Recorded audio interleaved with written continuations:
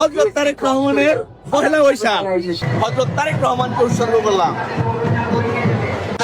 সময় মানুষ কথা বলতে পারে নাই, আনন্দ করতে পারে নাই, হাসতে পারে নাই, দ্রব্যমূল্য উদ্যোগিত ছিল।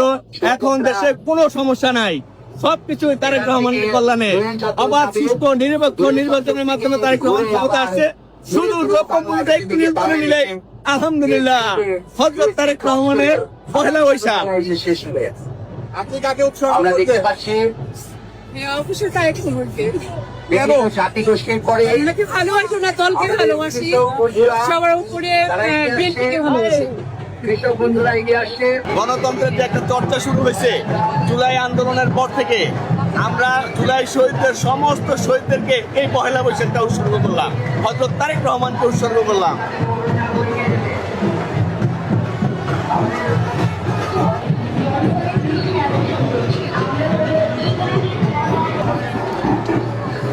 আলহামদুলিল্লাহ।